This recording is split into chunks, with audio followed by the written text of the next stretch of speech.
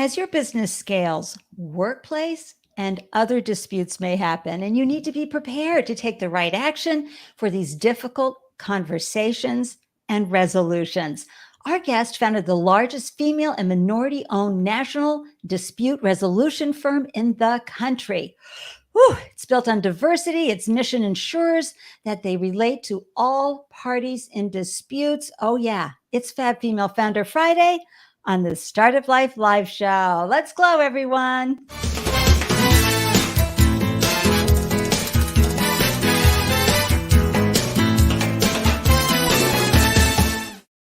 Hello and welcome everyone to the Startup Life Live Show. I'm your host, Ande, Lyons, 4 times founder and startup champion to founders around the world. And after raising 4 businesses of my own, one was heavily VC backed, another heavily angel backed, others charming personality backed, I have a great idea of what you're going through.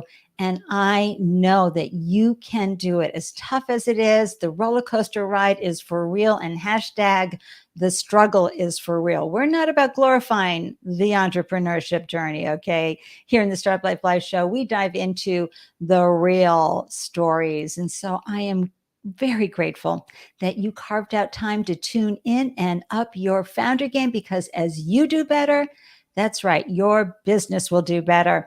Waving to all the live viewers and blowing kisses, mwah, mwah, to those watching the replay or listening on the podcast. I'm so grateful you carved out time and to grab the nuggets from our phenomenal Fab female founder today.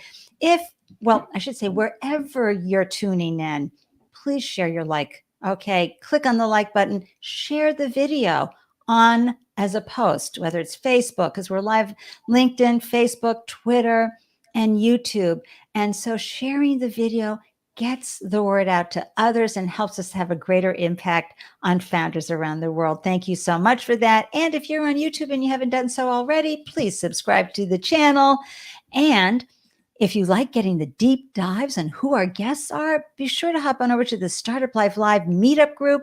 That way, you're going to get the full bio, what we're talking about, and that way you can also find out, wow, this founder is going to especially add to my growth and my startup experience and journey. So thank you for doing that. A few Andelicious announcements before we bring on the guest. And of course, you know how much I love to promote everything that Arlen Hamilton's doing over there at Arlen's Academy. Every day, every week, she's uploading even more incredible content to help you.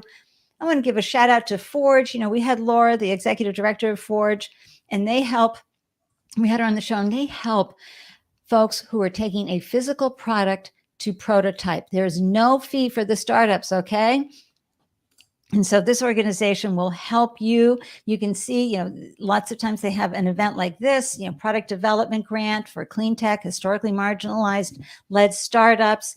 The links will be in the show notes. This is so important because a lot of times, we have to pay so much to do product dev, get that 3D printer. Forge helps you with all of that. Plus, they have the connections to local suppliers, and that's so important for our supply chain. Coming up in a week, that's right, you're going to see me here on the Third Act Quest Storytelling virtual event. Links will be in the show notes. And this is a bunch of us who are over 50 sharing our third act stories. And they've got independent film folks. We've got folks in medicine. We've got women from all walks of life on this storytelling. I hope you can swing by and join us because we need to know. We had Victoria on earlier, and she was sharing how important it is to really stay on purpose to enjoy our later years in life. And I always like to do a quick shout out to one of my favorite platforms for founders raising funds, and that's Scroobius. It's human first fundraising, and they really prepare you for raising capital. So if you've never done that before, hop on over, get the scoop. And if you sign up, use Ande15. When I say it's really affordable, I mean like really affordable, like $20 a month, kind of affordable, to get the peer support and the expert advice you need, plus help creating a video pitch deck. So that's all I have to say on that. And big hug to all of you. Remember, this is the time when you absolutely have to ask for help. So do not hesitate to reach out to me, to any of my guests, to each other to get the support you need. We're here to add wind to your sails and open doors for you. So just ask. All right. Now I get to do the fun part, which is introducing our incredible guest to all of you. And such a remarkable woman. It's Marcie Dickson. And after leveraging nearly 20 years of business development experience, including as the only Black female chief marketing and business development officer in ADR nationally, and one of only a handful in the legal industry, Marcie now leads an experienced team and a prominent and diverse panel of neutrals at her company, Alterity ADR. And Alterity ADR is the largest female minority-owned national dispute resolution firm in the country. As I said earlier, built on diversity. Its mission ensures that they relate to all parties in disputes. And Marcie has been recognized for her work and leadership in ADR by Bloomberg Law, Forbes, the American Lawyer, Law 360, and the American Bar Association. So let's give a round of applause and bring Marcie into the room. Woohoo! Yay, Marcie! So happy. Let me get my other clapper out. Double clap for Marcie Dickson. Hi, how are you? Ande, so good to see you. Thanks for having me. Oh, tell everybody where you're sitting right now, where you're hailing from. Sure. I am in Atlanta, Georgia. Yeah. Not my hometown, but I've lived here for about 11 years or so and love it. I love that. And I love that you're a UVA grad. I am. Wahoo wah. Yeah. University of Virginia, everybody, in beautiful Charlottesville, Virginia. That's where our youngest was born, just throwing it out there, lived there a few years. It's a beautiful, beautiful part of the world. And I always love finding out that little bit from folks. I want to remind everybody, we love comments, we love feedback, we love questions, pop them in. And if you're tuning in live, this is a great opportunity to amplify your brand. That means share your business name, one-liner, and website URL in the comments, and we will showcase and celebrate you and your wonderful work live. Because, folks, I get thousands of replays on this show. You never know who's going to be tuning in, who might want to buy or join or fund. Okay, so use this opportunity to amplify your work in the world. And speaking of that, it's Brent Ottawa from Canada, and those who listen know that he's always here reminding us that disability is innovation, and that when we need to be bringing on board, and when we talk DEI, folks, disabled is often left out. And we have lots of folks with invisible as well as visible disabilities who are so capable and talented, and we can't leave them out of our conversation. So thank you, Brent, for always swinging by and keeping us on our toes. So Marcie, I got to tell you, you were nationally recognized in your field as not just a great expert, but someone who was really adding value everywhere you glowed. And, I'm trying to understand, why did you leave that behind to lead your own organization and make the changes you wanted to see in the world? What called you to launch your business? Yeah, it's a great question. It was a calling. Like I know we've talked about like what drives someone to want to launch a company, because it's so hard in so many respects. But I mean, I felt a calling, and I also saw a need.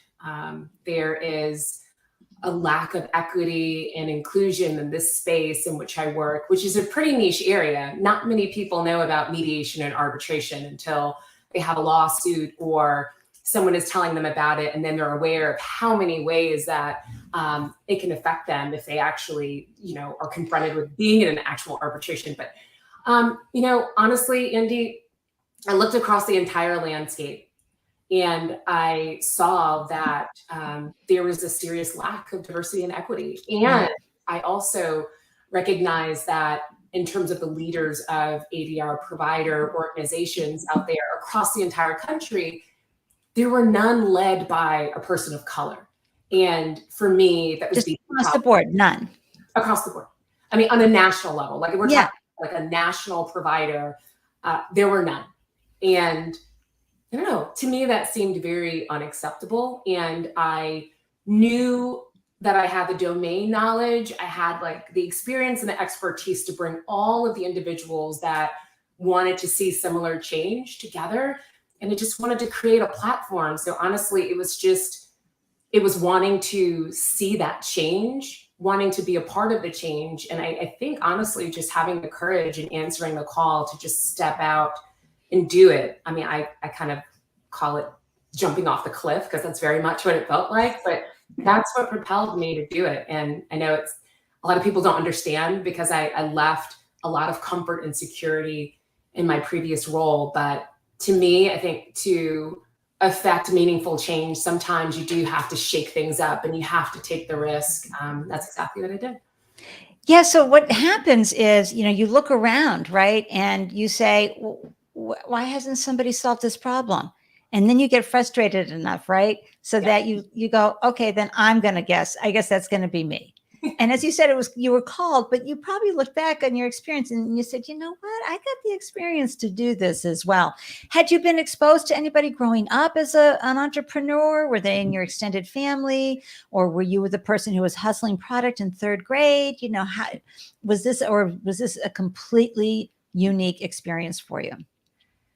Completely unique. I don't come from a family of founders, though, or entrepreneurs or business owners, though I can talk about my brother a little later on. He is a serial entrepreneur. So I think there was something in our upbringing that created the calling for us, because I literally don't have any other entrepreneurs in my family. I was not hustling things when I was growing up. I wasn't trying to sell anything. I played sports, though we can talk about how that definitely created a foundation for me to be able to do this work. But no, I never wanted to be an entrepreneur. I never envisioned myself as an entrepreneur. But when I say it was a calling, when I heard that call, I knew, okay, this makes sense. I think everything that I've been experiencing up until this point has propelled me in this direction to do this. And I think that's really what you need, is to have the courage and know, okay, now is the right time, because there will never be a right time. So that's how it happened. You brought up some really good points there, Marcie, especially which is there's never a good time. You just have to do it. But also that calling, folks, is what gets you out of bed on those days that are really, really hard, where you're feeling like, why bother? When things have not gone your way, when they've been extraordinarily hard. It's that calling, that internal light and mission and vision inside of you. That's why it has to be so important that you have the calling. If you're in it for the money, you're not going to make it through those Death Valley days, because money ain't enough to keep you passionate about it. How did you come up with the name Alterity? Oh, I love that you asked me that. Most people don't ask. It's a beautiful word. Thank you. So I didn't make it up. It's actually the name Alterity. The word means otherness. And many moons ago, when I was at UVA, I thought I wanted to be a philosophy major. So I spent some time studying different philosophers and different schools of thought in that area, and was reading Frantz Fanon and some other philosophers. And I will not bore you with it, but I will tell you that I came across this concept of alterity, and it's just a sense of viewing things differently. And I've sort of adapted it to mean otherness and diversity. And when I was trying to think of the right name for a company, and it wasn't easy, I swear to you, one night I shot up and I was like, Alterity, that's what this is. That's what we're doing. And it just all clicked and made sense. Oh, it's so wonderful. I love that story. Oh, because, the name of your company, folks, you can't just be clever. It has to mean something to you, because you have to look at this name every single day. So don't let yourself get influenced by somebody else telling you what, needs to have a certain word in it or a certain vibe that might be current. in the world, do what makes you go, oh, yes, I love that. And of course, that's what you do. And we'll get into your mission and vision because it is otherness, and understanding all aspects and all parties in a dispute is so important for reaching resolution. And because so often it's a meritocracy out there, not a meritocracy, it's even more important that we have that level of diversity. So talk about the mission. So you came up with this idea, you had your upright in bed in the middle of the night with the name, but you still had to pull together, mission being, the purpose of every day, and vision being, the outcome of your mission. Share with us what was important to you. The mission has always been very clear from the beginning, and I would not have launched this company had that not been crystal clear. Let me just say one thing. I even though I wasn't surrounded by entrepreneurs growing up, I'm surrounded by a lot of them now. We get together, we talk, and I have some friends who are they were literally in the pursuit of just trying to launch a business for the sake of launching a business. And that is something that I would caution against, and I never wanted to do. So I was always clear that if I was going to launch Alterity, it had to have a mission. And our mission is pretty plain and simple. It's to level the playing field in this industry, in mediation and in arbitration, and to help clients achieve fair outcomes and high quality service. And it's also to highlight the expertise of the experienced and high quality mediators and arbitrators that we have nationwide, and to get them visibility. That was the mission. And then that's totally different. But I had all that laid out.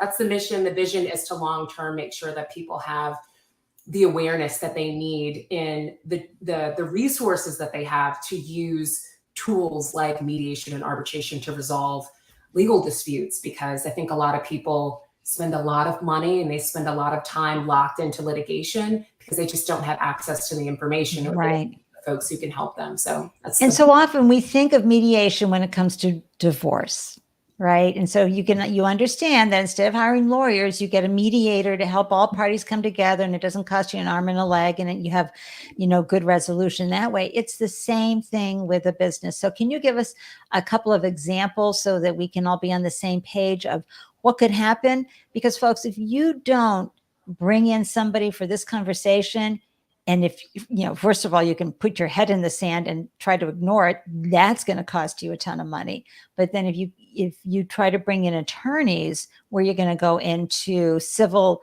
litigation, then that's a whole nother level of costliness that you do not need when there are experts out here like Alterity ADR. So would you share just a few examples before I dive into your business? Sure. And if you will allow me, I always feel like I don't adequately describe, ADR, which is alternative dispute resolution, which is the sort of the umbrella for mediation and arbitration and other forms of resolving disputes. So I want to do a good job of just describing that. When you think of alternatives to litigation, which is what you just described, which is what most people are, they're aware of when they're confronted with a lawsuit or they're faced with a potential matter that may have to go to trial. What alternative dispute resolution is it's an alternative to all of that. It's a way to solve legal and business problems without going to court or without like some sort of like violent outcome, which is sometimes what we'll see in like really intense domestic disputes. It's a forum to resolve disputes in an equitable, creative way.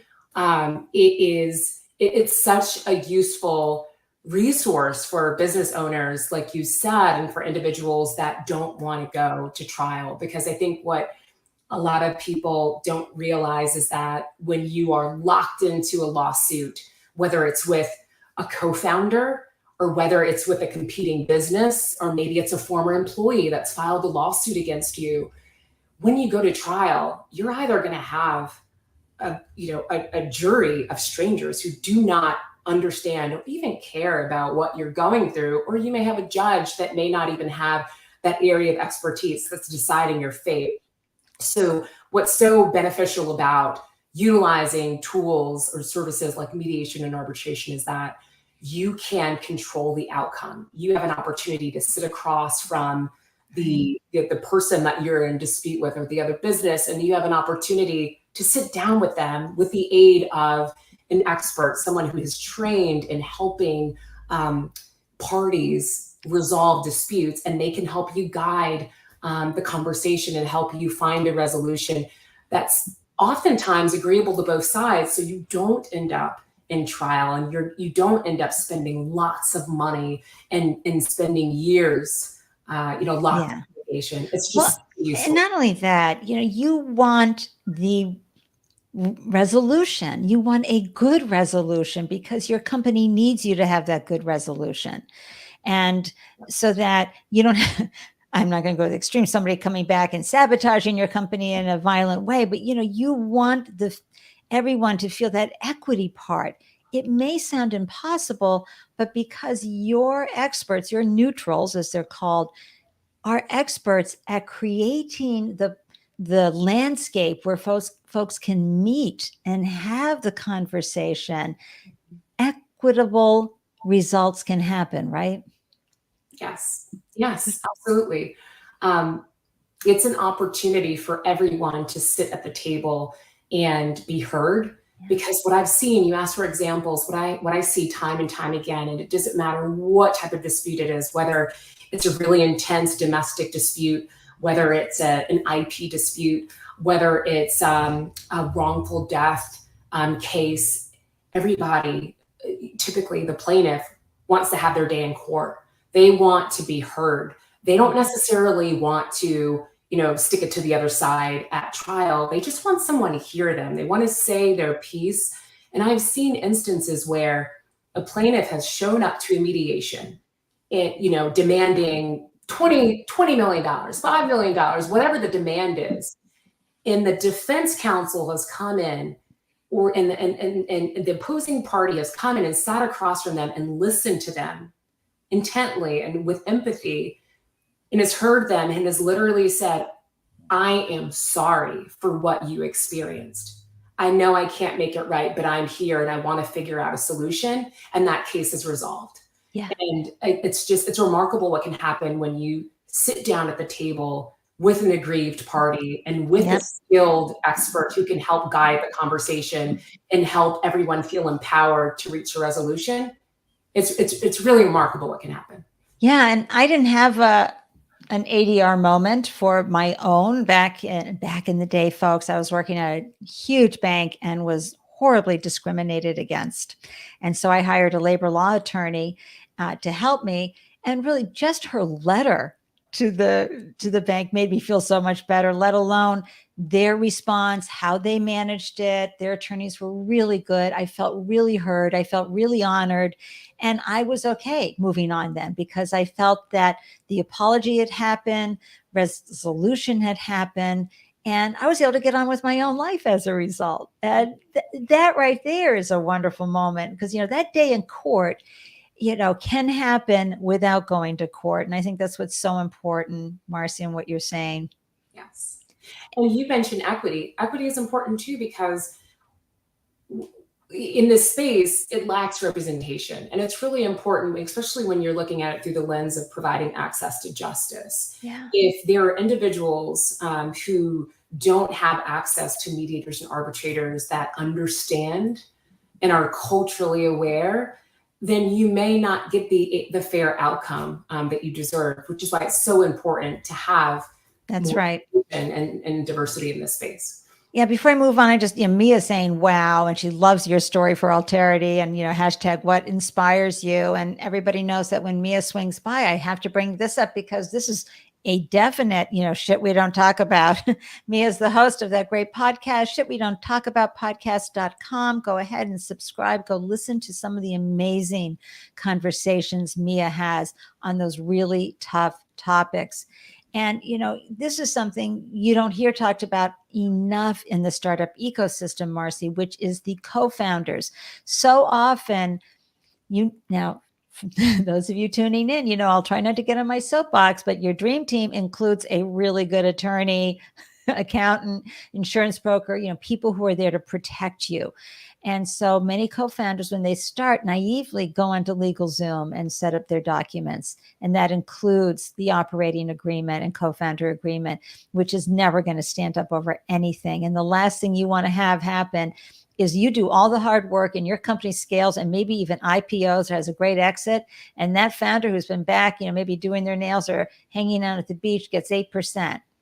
Or 10% or 20% because you did not set up the agreement properly. So A, there's that, but B, Marcie, there's the, parting of the ways. There's ways to put that conversation onto paper, but also, because sometimes they're going to hire, with all due respect to our legal world, junkyard, dog attorneys. And they're going to just want to make your life miserable until they get what their clients want.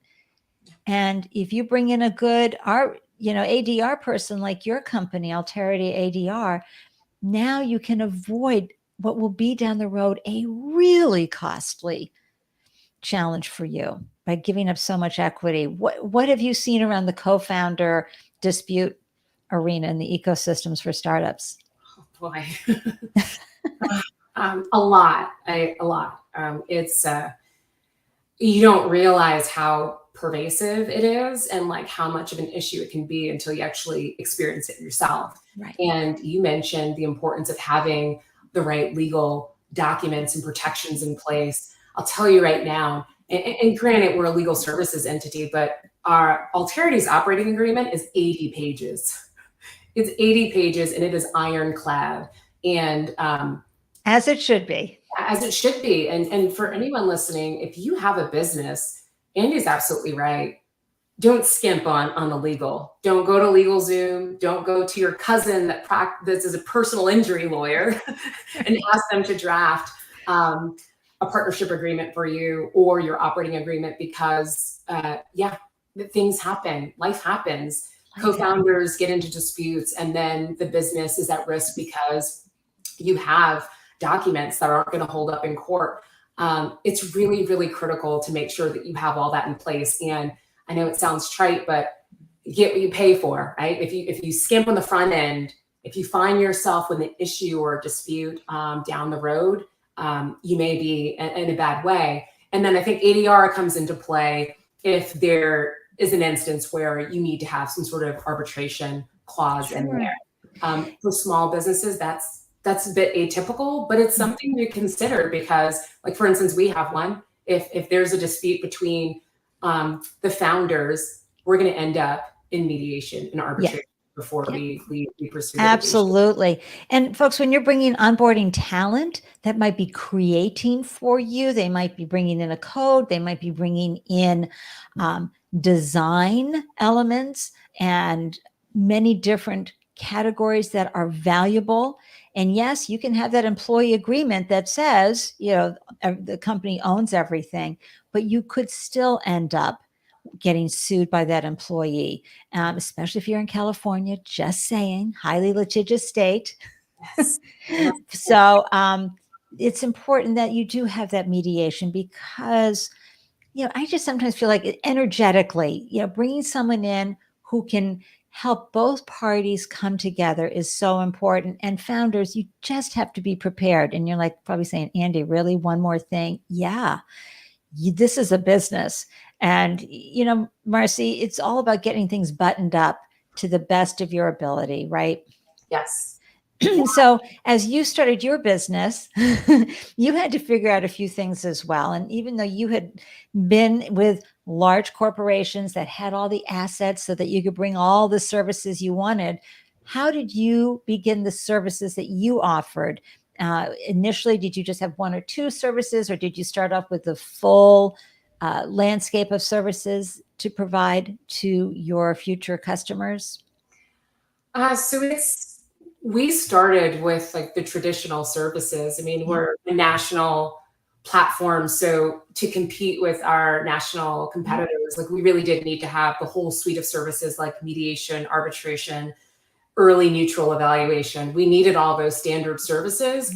But in thinking about other ways that we could differentiate, we did have some added value services like trainings and CLEs, and we also had a completely different arm where we wanted to do community outreach and pipeline development as well. But I mean, our services aren't very sexy, Andy. They're pretty standard. Our competitors have them. We do too. It's pretty straightforward from the beginning what we needed to have. And so you had to figure out, just like every other founder, your customer segment and how you were going to reach them. You know, you're a B2B business, right? So you had to decide, did you pick a lane and say, okay, we're going to start in this industry segment and, work out all our details here, and then we'll expand? Like, what was your strategy like when you first launched? It's a good question. I mean, it was the strategy, I would say, is sound. I mean, I have a marketing and business development background, so I knew it was really important to know which channels and which customers we needed to go after and have that very clear target market in place. It's challenging, a bit challenging for us because we are marketing to several different audiences. And I think to make sure that we were reaching everyone early on, we needed to make sure that we had exposure to all of those different segments to figure out where we would have the most traction. So, we're marketing to in-house lawyers who are at companies within legal departments. We're marketing to law firms, to litigation departments, to insurance carriers, and also to chief diversity officers at businesses as well. So, when we would recognize that we weren't having as much traction early on with a specific segment, we would focus on a particular segment that seemed to be the most responsive. Right. And were you able to leverage your social capital? And folks, you know how I feel about that. It's really more important than financial capital. Were you able to use folks that you had met over the years and said, hey, I put out my shingle here. This is what I'm doing. I have a new platform. Did that help? It did. I mean, before we even launched, I did a fair amount of customer discovery just to talk to prospective customers, to various lawyers in my network, just to validate the idea. I mean, I knew it was a good idea and I knew that there was a need for it, but I wanted to just make sure that I understood the pain points and I understood what our prospective customers were actually challenged with to make sure that we had the solutions. But I did. I mean, I reached out to anyone and everyone that I could to make them aware of what we were doing, and got so much support. And it was validating because a lot of folks said, finally, something like this needs to exist. Let's talk about the neutrals. I just think this is really wonderful. A wonderful name. I honestly have to admit, I'd never heard a mediator called a neutral, and it's just so delicious. And how do you onboard them? How do you recruit? How do you get, and what are the terms that you have to do? This is a type of service that I'm not familiar with as far as getting, that type of talent on board with you. And is it, a 1099 situation? I'm just curious. Yeah, no, it's a good question. So all of our neutrals, I like calling them neutrals, so thank you. It's confusing for people because no one has ever heard the term unless you're in the industry. But I love it. Right. Because it's very sci-fi too, right? Yeah, because a mediator or arbitrator is in effect a neutral party. They don't have a stake in the game. They don't They're supposed to be objective. So we call them neutrals, and everyone in the industry does too, but outside of it, no one has any idea what we're talking about. So all of our neutrals are independent contractors. Okay. And that's common across the entire industry. And in fact, it's problematic to actually have a mediator or arbitrator as an employee, because then I think they're conflicts, right? Yes. Oh gosh, yes. They need to be independent contractors. And you asked if I reached out to my network when I sort of conceptualized the idea for Alterity and when we launched. And I actually reached out to some of the most prominent former judges, trial lawyers, former general counsel of large companies that I knew, because I knew that they either had a mediation or arbitration practice or they wanted to develop one. And I knew that I could help and that there's a lot of synergy between all of us. So when we founded, we had a panel of 15 fabulous, you call them delicious neutrals who were, they were just either distinguished in their respective fields. Like one, former Chief Justice Leah Ward Sears was the first Black woman to serve on any state Supreme Court. She was the first Chief Justice. We have Linda Klein, who was the first woman to serve as the Georgia State Bar president. She was an American Bar Association president. It's an amazing group of experts, resolution experts, if you will. So, and I encourage folks to hop on your Instagram feed because you do nice spotlights of your neutrals. And it really, you're like, what? I didn't know that. Anyway, it's just so wonderful. It's a great way to celebrate them. But also, I bet it brings confidence to those who bring it on, because your real differentiator, your unfair advantage is your deep commitment to diversity, beginning with you as the founder. And, you can't, again, with that meritocracy out there versus meritocracy, it's so hard to reach resolution and an equitable resolution when you're bringing people who have not had a lived experience that this person could relate to, right? Yes, absolutely. Yes. Yeah. Yes. And I love that. And I love that you're bringing in folks who I revere just from having learned about them. And so especially judges, who can understand both sides. That's how they're trained. It's where they come from, and from their heart, that's where they come from.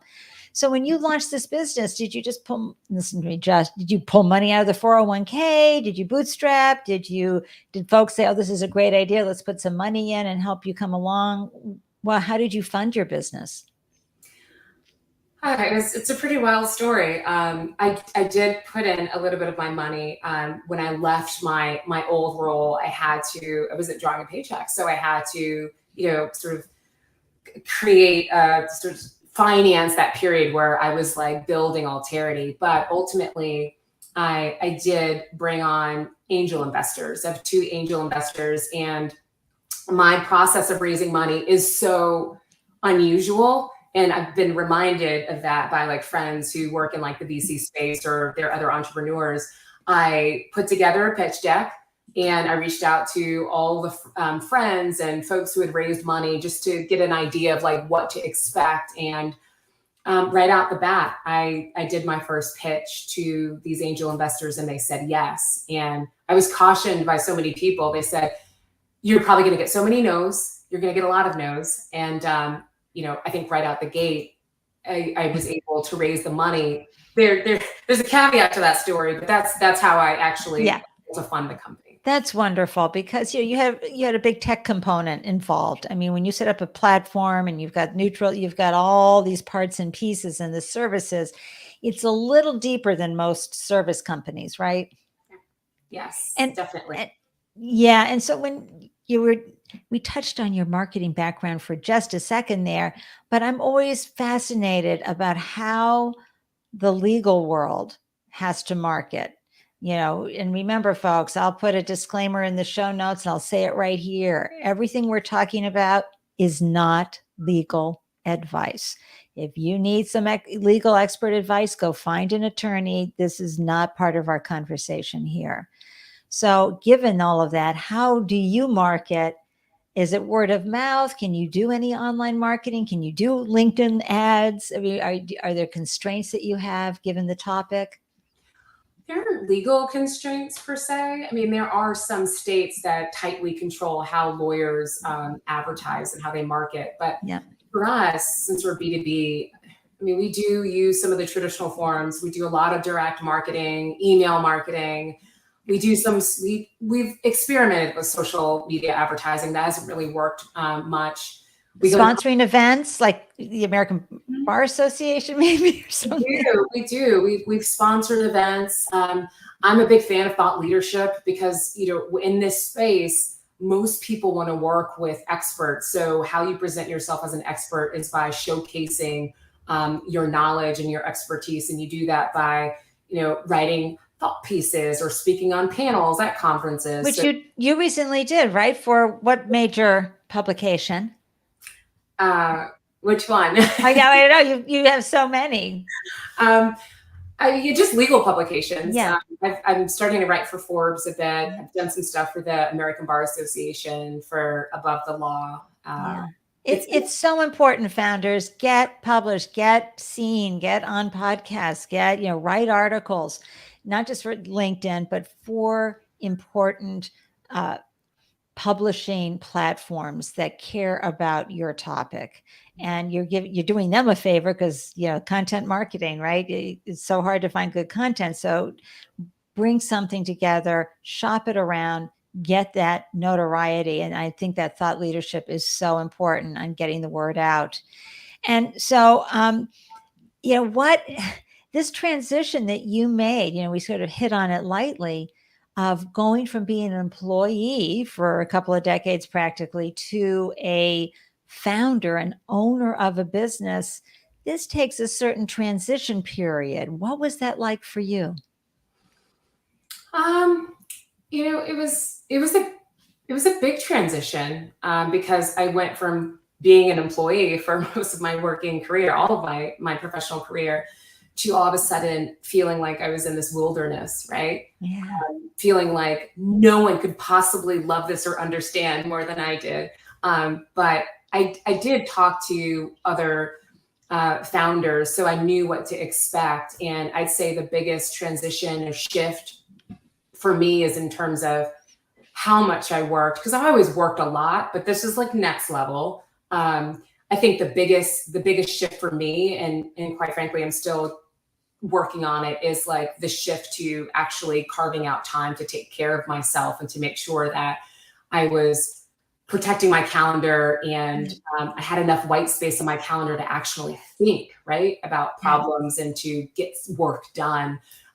That's been the biggest and the hardest shift for me, is like honoring my time and being ruthless with my time.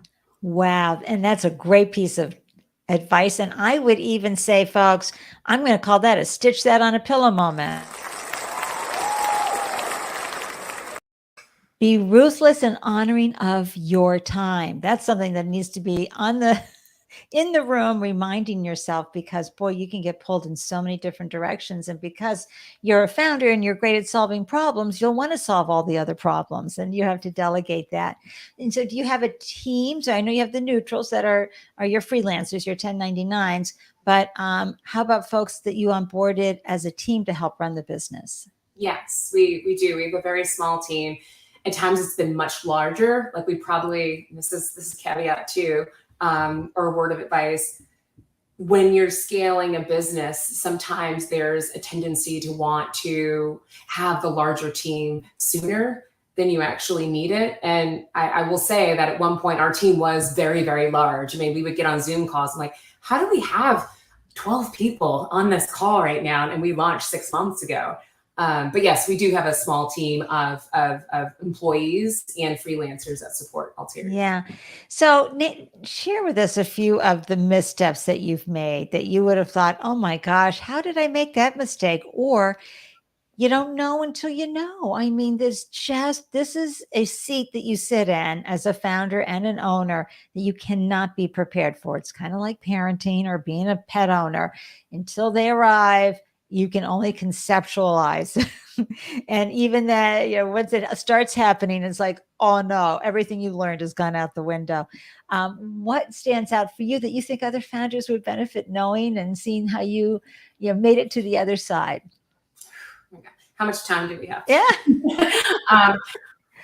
Your first question, have there been a lot of mistakes and failures? Oh yeah, definitely a lot. But I actually see failure and missteps as a way to grow and to uncover the true path to success, or just the path of scaling a business. It's inevitable that you're going to make mistakes. The question is, do you have the right mindset to work through them and to fix them and to pivot or iterate or do whatever you need to do to get past it? So I'm going to share some mistakes, and I hope that for anyone listening, it can prevent them from making them too. The first one is the one that I think a lot of entrepreneurs make, and that's that it didn't raise enough money. And I remember a good friend of mine who's a serial entrepreneur, and now he's a coach to startups. He told me, he said, look, every single startup that he counsels, he tells them you're going to need twice as much money and it's going to take twice as long as you think. And I'm thinking to myself, I raised money right out the gate. We're going to be like a unicorn. It's going to be a lot easier. But no, it's quite true. You should raise probably 2 to 3 times as much as you need. And if you're trying to launch your business now and headed into a recession, you probably want to have enough of a runway for 3 years. So that was the biggest mistake. I've already said that. And one of the other mistakes was not being ruthless with my time and not taking care of myself. Like I definitely went really, really hard, probably too hard for a really long time. And I wish I just like paced myself. I think a lot of adrenaline, a lot of excitement, but. Oh yeah. And that can happen, folks. All of a sudden though, it's going to turn into a grind versus the grit. And the grit is what it takes to face the uncertainty of a startup. But the grind is when you are putting too much time and effort into it. And you have a significant other in your life? I do. But my husband, he's okay. So, and is he an experienced entrepreneur, or is this a whole new world for him? This is a whole new world. He's a college professor, and he doesn't. We joke around. He doesn't have an entrepreneurial bone in his body. So most of the time, he's looking at me, in wonder, and also like who does this? Horror. Yes, in horror. Like I think he's very afraid. And folks, I always bring that up because founders can get so focused, as Marcie was just saying. She was just putting everything into it, focus, that we often look at those around us who love us for who we are, not our business, and say, hey, if you're not part of the solution, get out of the way. I got things to do here. And it's a tough transition. So if they're not already an entrepreneur and understand what you're doing, have those tough conversations. You talk about arbitration, my gosh, have the important, this is what I'm going to be doing for this period of time. I'm going to be spending this kind of money. I really need your support, even if it's cheering from the sidelines, even though it looks like it's a train wreck about to happen, assuming they're going to understand your journey. And also my experience too, and from listening to other founders, Marcie, is don't tell them all the details.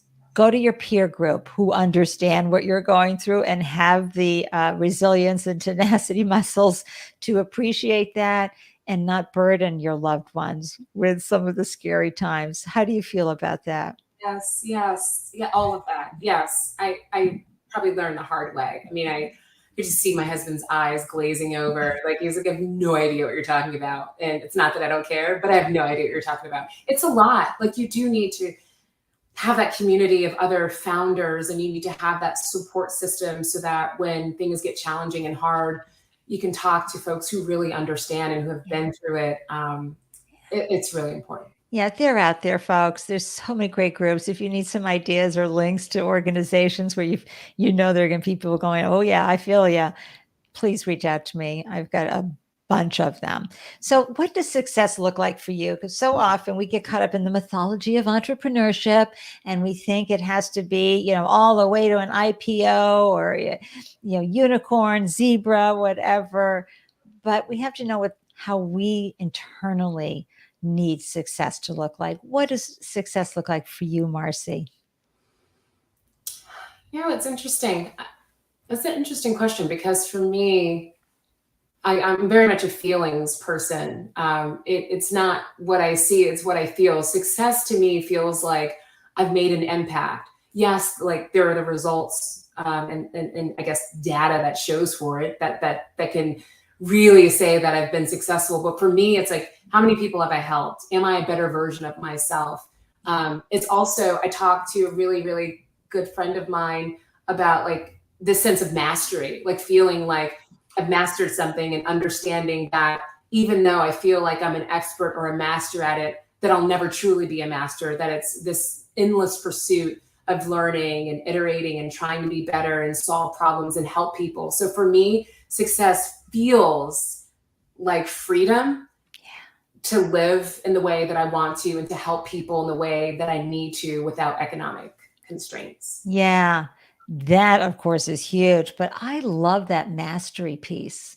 There is something about it. As you get better and better, and you're like, whoo, I was not good at that before, but now I'm really getting the hang of that. And now I'm really feeling that mastery coming on. That is so important. And that is so fulfilling. about being an owner and a founder of your business. Certainly the financial independence that can come from this endeavor or the next endeavor, and maybe generational wealth that you're going to create for your family, but also just some of the Atta girls, right? Yes, yes. And so no one succeeds alone. I know you've helped many people and opened doors and added wind to their sails. Who has helped you on this journey? Oh my gosh, there's no way I could do this without my village. There've been so many people. There's my mom, who is without a doubt my biggest supporter. She calls every single day. She's like, "How are you? How's it going?" Oh, I love that. There's my husband, my children, friends. I have really great friends.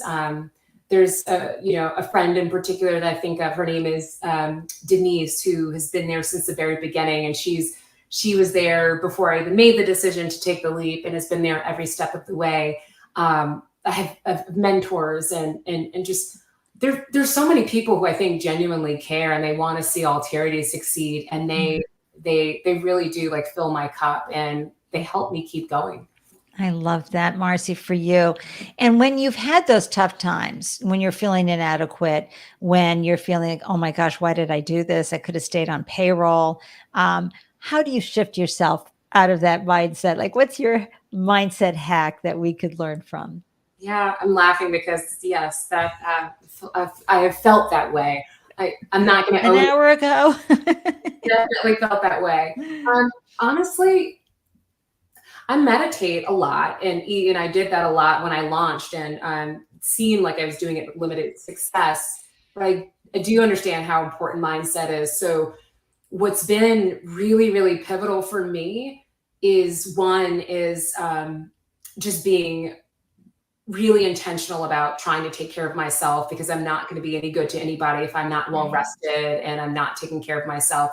The other big thing is to remind myself when things get really hard. I have to remind myself of why I started in the first place. Like, what's that sense of purpose? Like, I have to literally stop, even if it's just for 90 seconds, and say, you did this for a reason. And you've got to look at the small wins, and you've got to think of how it compounds over time. That's when I can calm myself down. And then the other thing that I remind myself of is the fact that my self-worth is not tied to the success of my business. Like, when I think of that, I'm reminded that they're separate entities, and I can't think of like a failure that happens or all the no's that we get as a sense of like my lack of self-worth.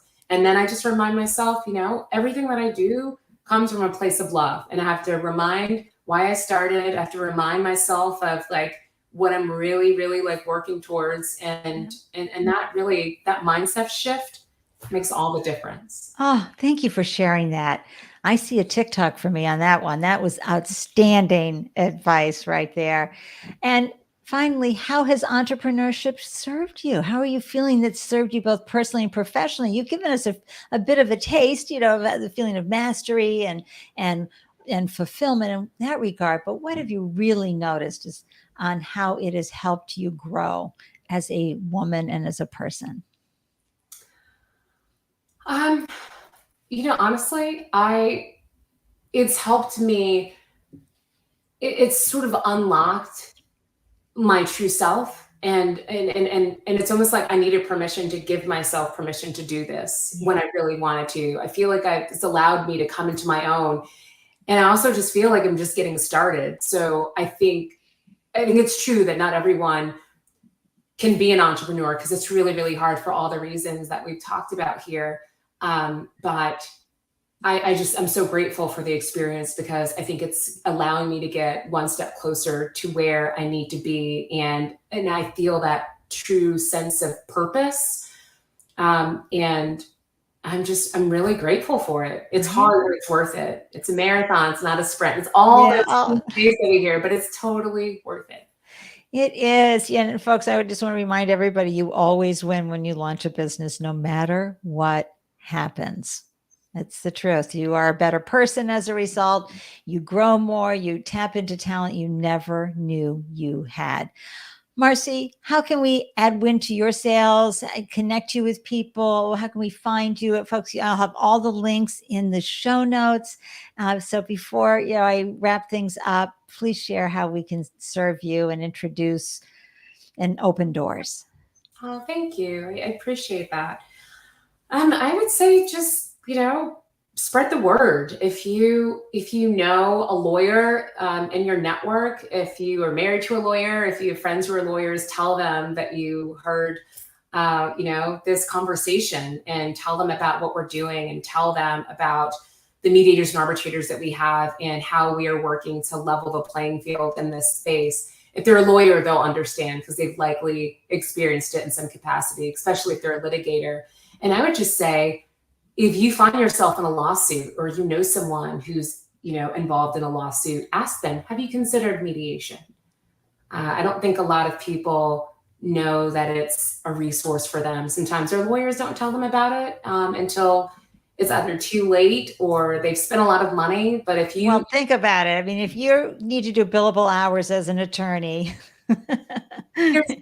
Yes, there's that. But yeah, I just if you've heard about it, Ande has provided a lot of information about the benefits of mediation and arbitration. So spread the word. And if you need any help, please reach out. Happy to talk to anyone that needs it. I'm just so delighted you came on and talked about this, because founders often forget they have to protect themselves and also be prepared. You don't think about this when it's new, that first initial launching of the business, everybody's kumbaya, it's so exciting.